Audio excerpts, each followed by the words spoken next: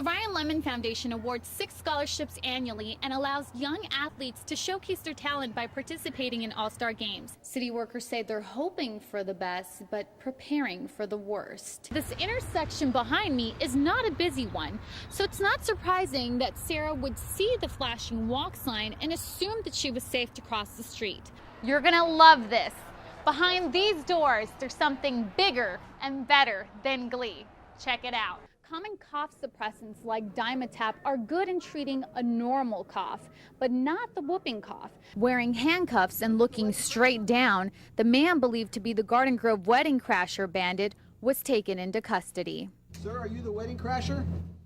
Garden Grove police searched for this man, seen here stealing $1,800 from Anthony and Jennifer Smith's wedding gift table at the Garden Room, a local banquet facility.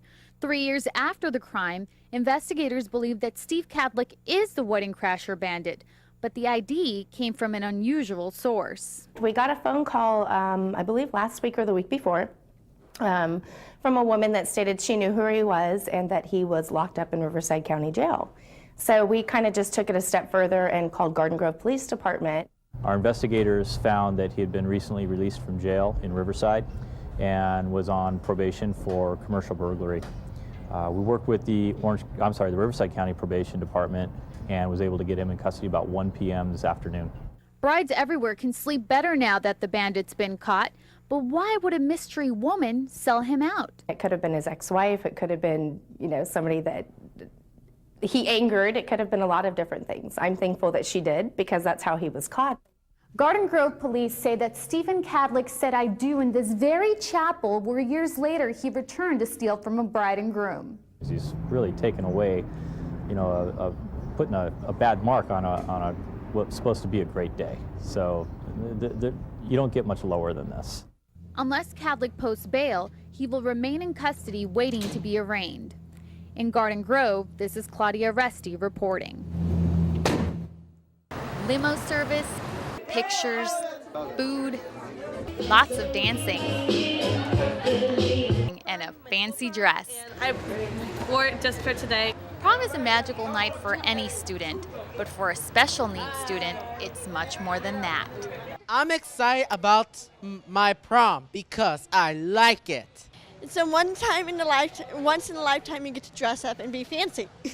Prom, just like the movie.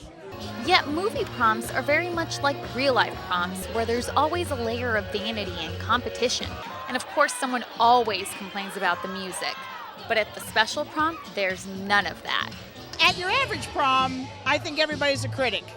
At this prom, everybody is so appreciative. The parents, the students themselves are just out here to have a good time. Whatever song comes on, everybody gets out on the dance floor and enjoys themselves. On prom night, there are no worries and no disabilities, just joy. It's the one night of the year where everyone feels like royalty. I'm beautiful like Princess Tiana and Cinderella and Sleeping Beauty, like Disney Princess and like Barbie. But of course, there can only be one prom king and queen. I didn't know they were going to pick me tonight. I was shocked. I didn't even know that they were picking me to vote for me or something like that, because I never been queen before.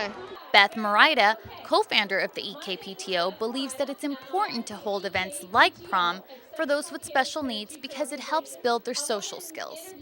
It really is important for them to feel excited and happy and enjoying the dancing and the food and just the fellowship of their friends.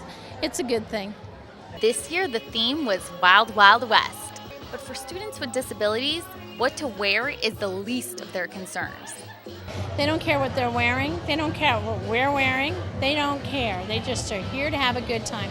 And that is their ability. Frequently, that's our disability because we worry about our hair and our outfits and our this and that, and that's our disability. For El Segundo TV, I'm Klaudia Aresti. I'm Klaudia Aresti with a Channel 3 News update. A 70-year-old woman is stabbed in Anaheim in what may be part of an ongoing dispute between neighbors. The victim's daughter was distraught when she learned of the attack that took place on the 2500 block of Gramercy Avenue late Saturday morning. When police arrived at the scene, they found a 70-year-old woman suffering from multiple stab wounds to her head. What we understand happened was that The woman happened to be in front of her house on the porch area for some unknown reason. Her next door neighbor, an 18-year-old man, came over and started stabbing her. She said it was unprovoked. She doesn't know what led up to it. She's such a nice lady. I can't see any reason for anybody doing anything to harm her in any way. Anaheim police are searching for Alfredo Gonzalez in connection with the stabbing. He is described as an 18-year-old Latino, about 5'9", weighing between 160 to 180 pounds, brown hair, brown eyes, and was last seen wearing a white shirt. He's a documented gang member and is believed to be dangerous. Right now we are detaining his brother. His brother is here at the scene. He was seen to drive the suspect away in a red SUV that is here on the block. We're trying to figure out more of his involvement at this point. An Anaheim forensic technician is collecting evidence at the scene where a 70-year-old woman was stabbed, while police are trying to figure out a motive for why the victim was assaulted while sitting in her front porch. Our detectives are looking for anybody that may have been in the area. If there's somebody that saw what took place either at the time or immediately following, we do ask that they call our detectives at 714-765-1944.